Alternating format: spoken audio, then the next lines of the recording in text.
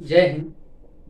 आज अपन कक्षा 6 गणित में एक नए चैप्टर की शुरुआत करने जा रहे हैं।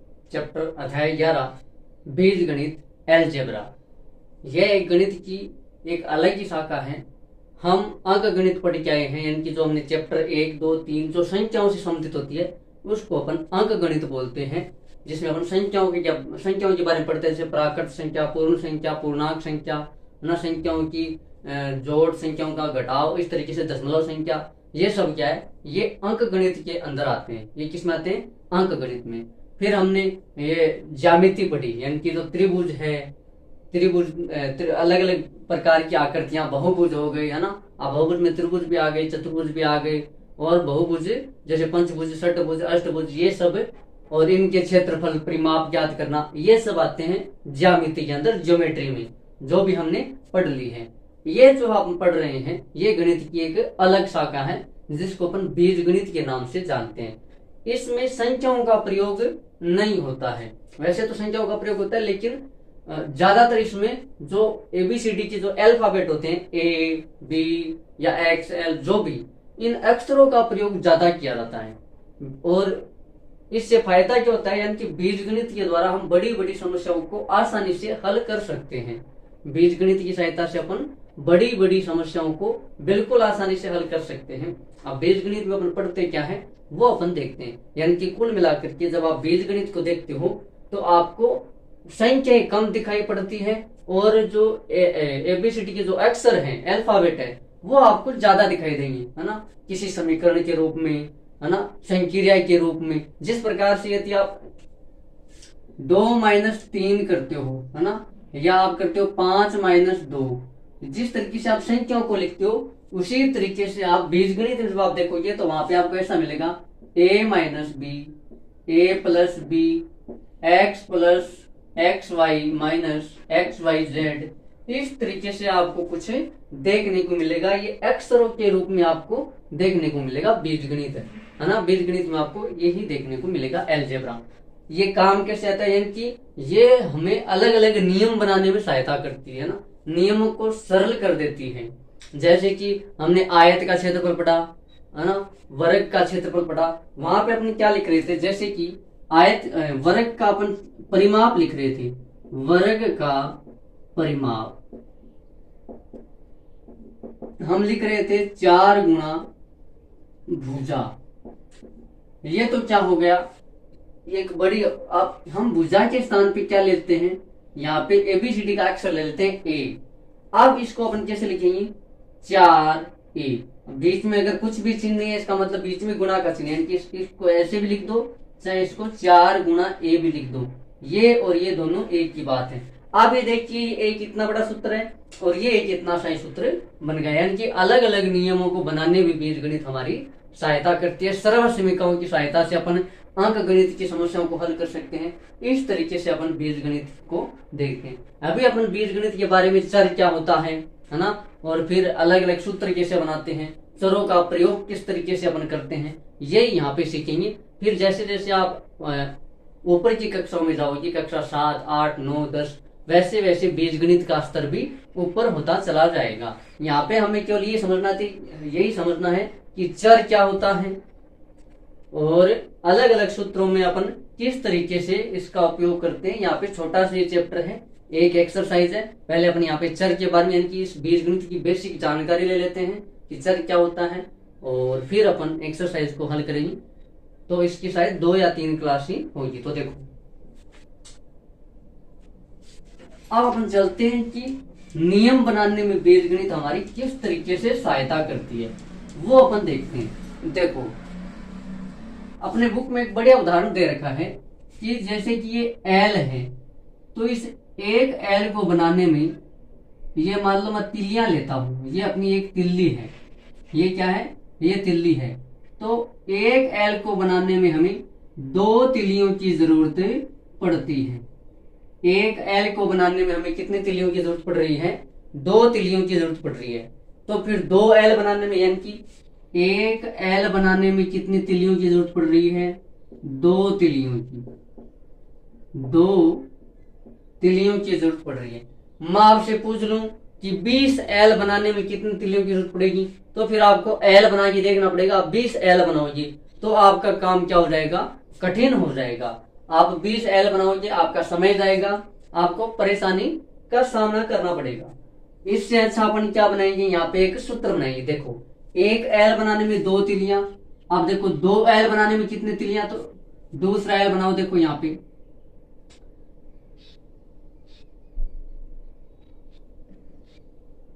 ये रहा दूसरा एल। अब गिनो, एक एल में 1 2, दूसरे एल में 3 4, यानी कि 2 एल बनाने में 4 तिलियों की जरूरत पड़ती है। कितने तिलियों की जरूरत पड़ती है, 4 तिलियों की जरूरत पड़ती है। 2 एल बनाने में कितने तिलियों की जरूरत पड़ रही है, 4 तिलियों की जरूरत पड़ रही है। ऐसे ही अगर अपन और आगे, यानी कि ये अपना है पहला एल, ये है दूसरा। ऐसे ही अगर अपन और आगे चलते हैं तो 3 एल बनाने में, 3 एल बनाने में देखो, तो 3 एल बनाने में, तो 2 एल बनाने में 4, फिर ये 5वीं तिली और ये 6ठी तिली, यानी कि 3 एल बनाने में 6 तिलियों की जरूरत पड़ती है। कितने तिलियों की, 6 तिलियों की जरूरत पड़ती है 3 एल बनाने में। इसका मतलब हमें यहाँ पे देखने को मिल रहा है कि जितने अपन को एल बनाने होते हैं उससे डबल तिलियां लग रही है। जैसे कि यहाँ पे 1 एल, तो 1 का डबल कितना, 2। यहाँ पे 2 एल, 2 का डबल कितना, 4। यहाँ पे 3 एल, 3 का डबल कितना, 6। इसका मतलब ये है कि हम यहाँ पे सूत्र बना सकते हैं कि एल बनाने में आवश्यक तिलियों की संख्या, तिलियों की संख्या अगर हमें निकालनी है, तिलियों की संख्या, तो जितने एल हमें बनाने हैं तिलियों की संख्या उसकी दुगनी हो जाती है। क्या हो जाती है, तिलियों की संख्या दुगनी हो जाती है। यानी कि 2 दुगनी का मतलब होता है 2 गुना, यानी कि जितने एल उसकी 2 गुना तिलियों की संख्या हो जाएगी, तो 2 गुना। अब तिलियों की ये जो हम एल की संख्या अपन कि हमें कितने एल बनाने उसको अपन दर्शा देते हैं। ABCD का कोई भी अक्षर आप ले लो, ABCDX, यहाँ पे अपन क्या ले लेते हैं, एक्स ले लेते हैं। क्या ले लेते हैं, एक्स ले लेते हैं। और अभी मैंने थोड़ी देर बताया था कि यदि इनके बीच में गुणा का चिन्ह न लगाकर इनको अपन सीधा ही लिखना चाहे 2x, तो भी बीच में कोई भी चिन्ह, इसका मतलब क्या है, गुणा का चिन्ह है। ये बात आपको ध्यान रखनी है। यानी कि इसको आप क्या लिख सकते हो, 2x लिख सकते हो, 2x। अब यहाँ पे 2 तो क्या है, एक निश्चित मान है, और ये x क्या है, यहाँ x क्या है, यहाँ पे x है l की संख्या, l की संख्या। यानी कि आप यहाँ पे l, आपको जितने l बनाने वो रखते जाओ, तिलियों की संख्या आपको मिलती जाएगी। जैसे कि आपको 1 एल बनाना है, आपको कितना एल बनाना है, 1 एल, तो x की जगह पे आप कितना लिख दोगे, 1 लिख दोगे। यहाँ पे आपने क्या लिखा, x का मान 1 रखा, x की वैल्यू कितने रखी, 1। तो बताइए तिलियों की संख्या कितनी आ गई, 2 को 1 से गुणा करोगे तो 2। यहाँ पे देखो 1 एल बनाने में हमें 2 तिलियों की जरूरत पड़ी। वैसे ही देखो, अगर आप x का मान 2 रख देते हो, यहाँ पे x का मान क्या रख देते हो, 2, तो देखिए 2 को 2 से गुणा करेंगे 4, तो तिलियों की संख्या कितनी आ गई, 4 आ गई। यानी कि इसको हल करने के बाद में जो हमारे पास क्या आएगी, एल बनाने में आवश्यक तिलियों की संख्या आएगी। तो 2 एल बनाने में ये x क्या है, ये x है, यहाँ x एल की संख्या है, यहाँ x क्या है, एल की संख्या है। तो अब हमने क्या लिखा, x बराबर 2 लिखा, यानी कि 2 एल बनाने में कितने तिलियों की जरूरत पड़ेगी, 4 तिलियों की जरूरत पड़ेगी। अब आपके पास क्या आ गया, एक सूत्र आ गया, ये एक नियम बन गया कि एल बनाने में हमें तिलियों की जरूरत पड़ेगी। तो आपको जितने एल बनाने हैं, अब मैं आपको कहूं कि 20 एल बनाने के लिए आवश्यक तिलियों की संख्या बताओ। 20 एल बनाने के लिए कितनी तिलियों की आवश्यकता होगी, ये अपना क्या है, एक मान लो क्वेश्चन है, 20L बनाने के लिए कितनी तिलियों की आवश्यकता होगी। तो देखो कितने एल बनाने हैं, 20। इसका मतलब x का मान कितना हो गया, x का मान हो गया 20। तो हमने सूत्र बना रखा है कि एल बनाने के लिए जितनी तिलियां चाहिए उसका सूत्र क्या होता है, 2x। उसका सूत्र क्या होता है, 2x। एल बनाने के लिए आवश्यक तिलियों की संख्या।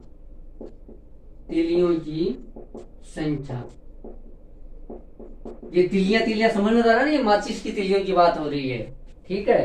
तो एल बनाने के लिए आवश्यक तिलियों की संख्या क्या होती है, 2x। और x यहाँ पे अपना कितना है, कितने एल बनाने हैं, 20L बनाने हैं। और मैंने आपको बता रखा जहाँ पे कोई भी चिन्ह नहीं है इसका मतलब यहाँ पे गुणा का चिन्ह है। तो x का मान कितना है, 20, यानी कि हमें 20L बनाने हैं। 20 को 2 से गुणा करेंगे तो क्या जाएगा, 40।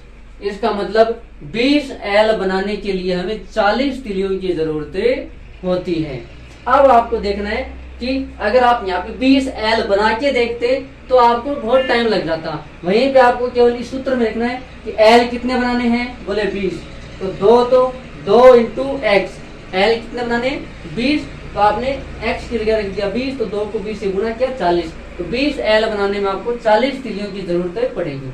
फिर देखो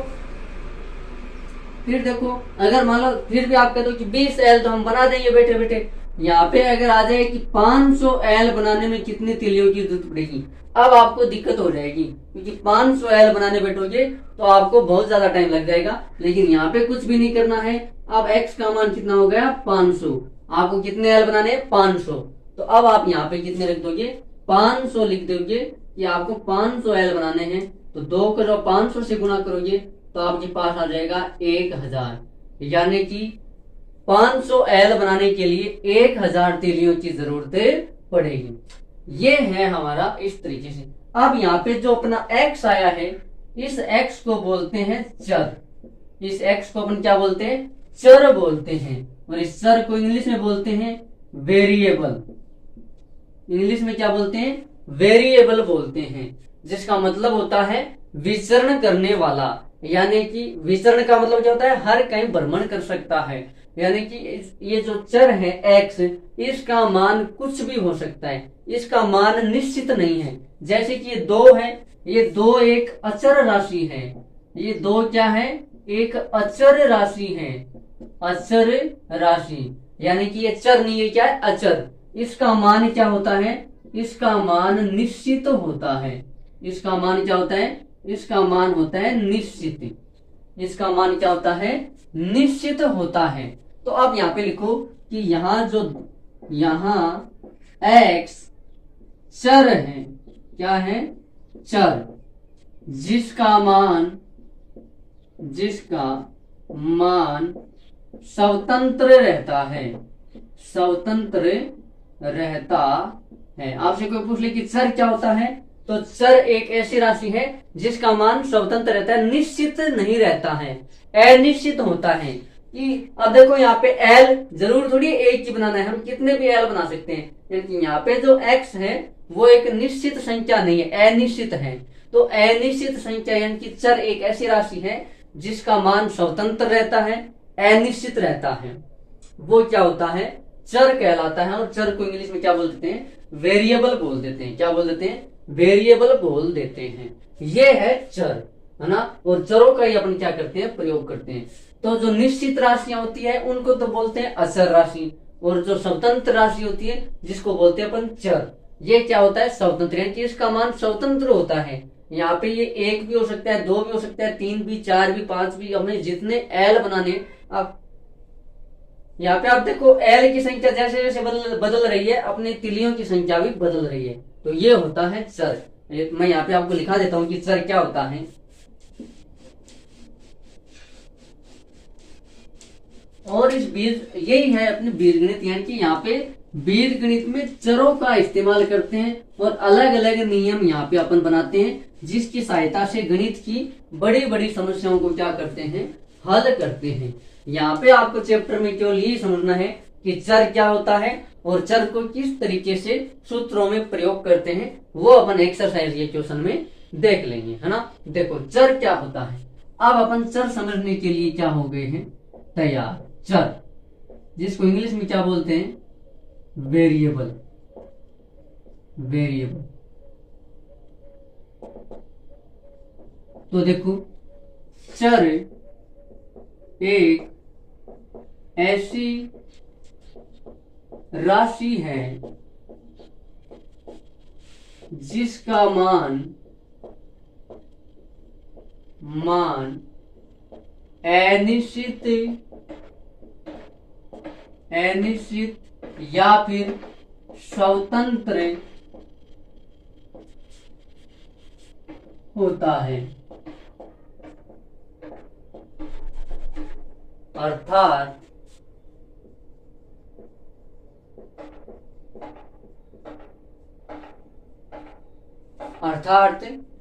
चर क्या है, एक स्वतंत्र राशि है। अर्थात चर एक या फिर अस्थिर राशि है जिसका मान क्या नहीं है, स्थिर नहीं है, अलग अलग बदलता रहता है, अस्थिर राशि है। चर को अंग्रेजी वर्णमाला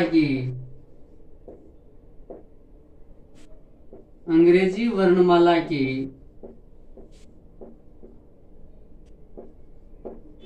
अक्षरों से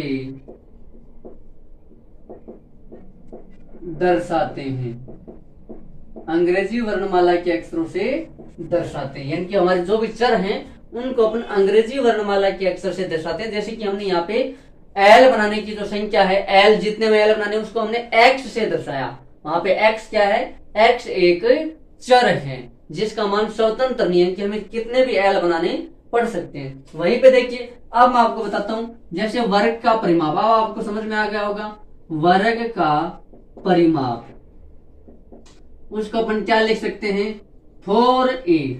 अब यहाँ पे कुछ भी नहीं है, इसका मतलब क्या है, गुणा का चिन्ह है, यानी कि इसको आप ऐसे भी लिख सकते हो 4 गुणा a। और यहाँ पे a क्या है, यहाँ a एक चर राशि है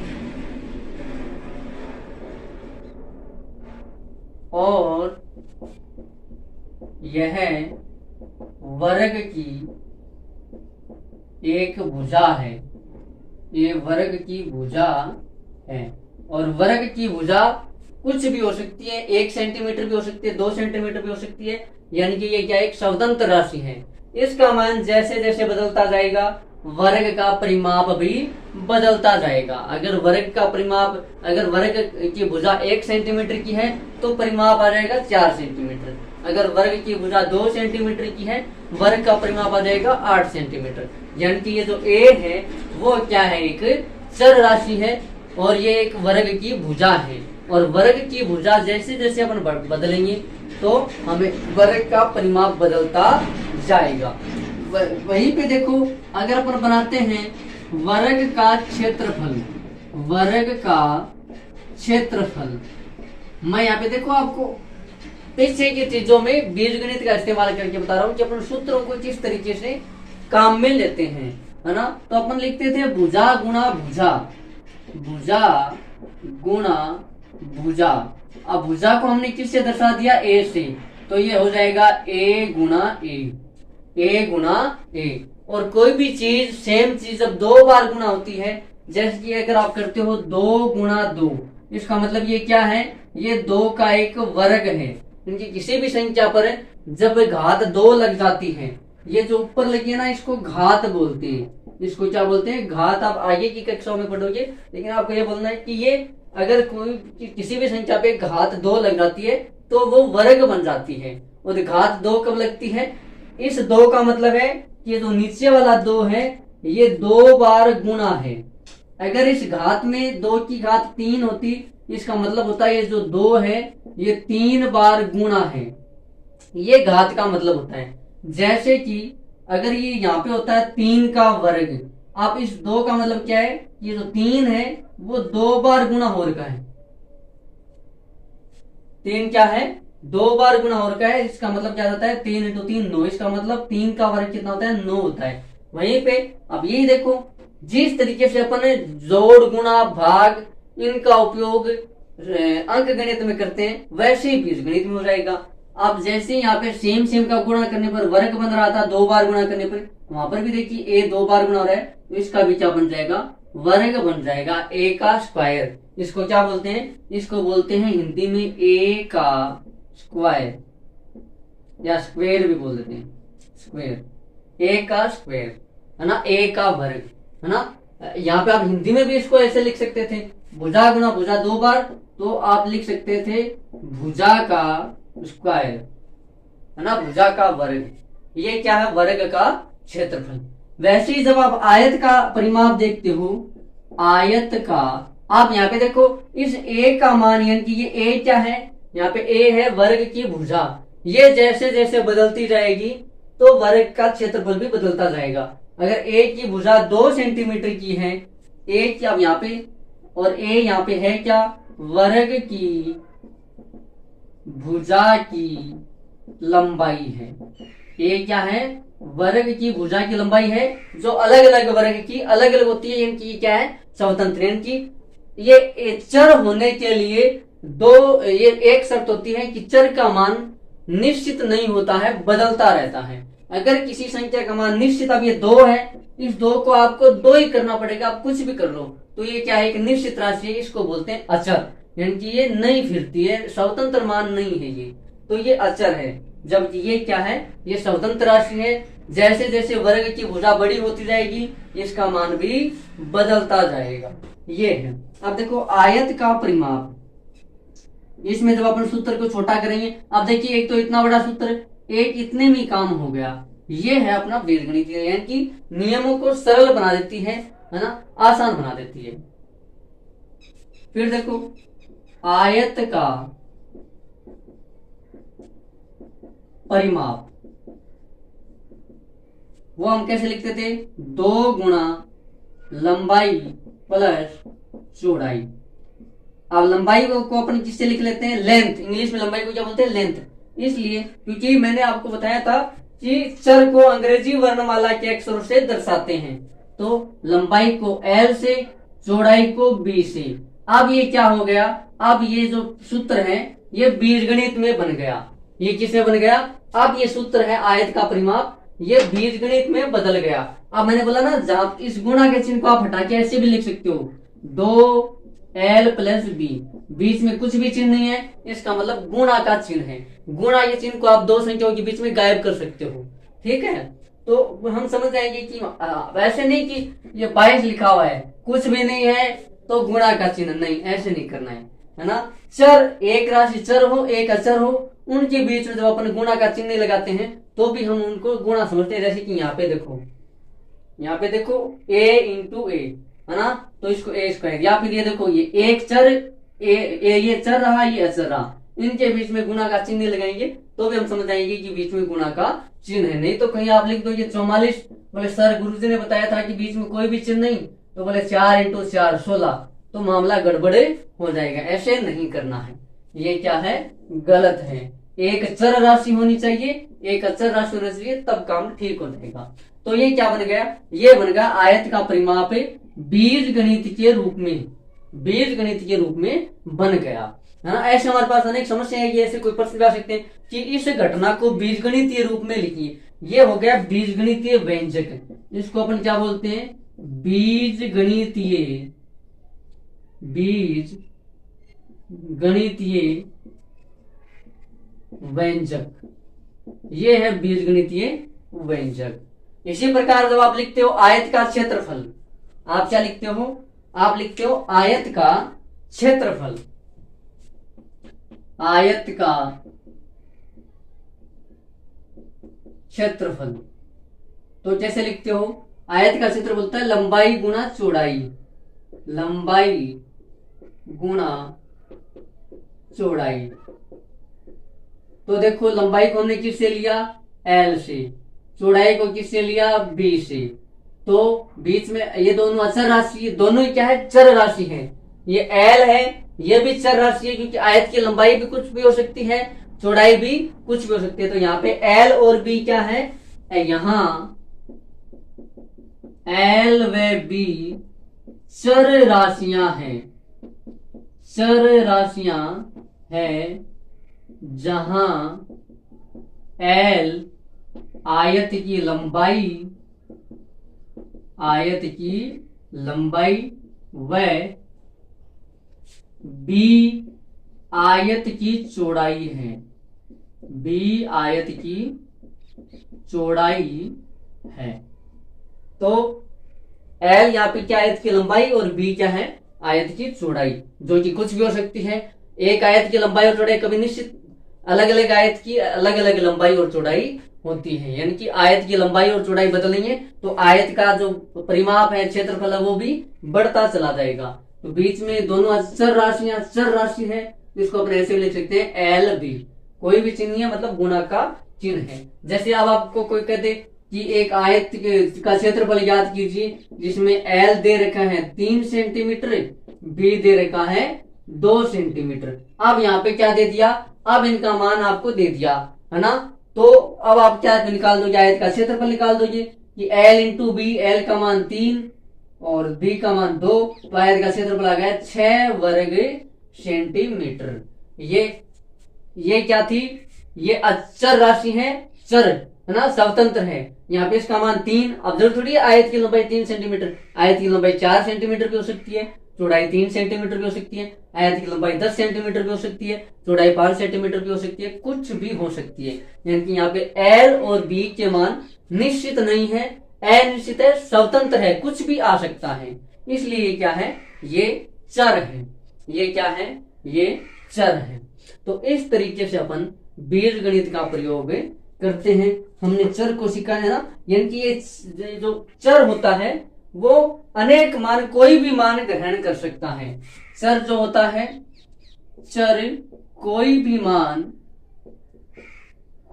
मान ग्रहण कर सकता है। वे स्वतंत्र है, और स्वतंत्र है तो कोई भी मान, ये 3 भी ले सकता है, 4 भी ले सकता है, 5 भी ले सकता है। और जैसे कि हमने एल बनाने में तीलियों की संख्या निकाली, वैसे अलग अलग अल्फाबेट बनाने में भी निकाल सकते हैं। जैसे कि एक के बनाने में कितनी तिलियां चाहिए, तो देखो के बना के देखो, 1 तिल्ली, 2 तिल्ली, 3 तिल्ली। इसका मतलब एक के बनाने में 3 तिल्लियों की जरूरत पड़ती है। तो 2 के बनाने में, तो अब हम यहाँ पे क्या लगा देंगे, एक, ये तो है 3 तिल्लियों की संख्या एक एल बनाने में, और यहाँ पे अपन लिख देंगे x।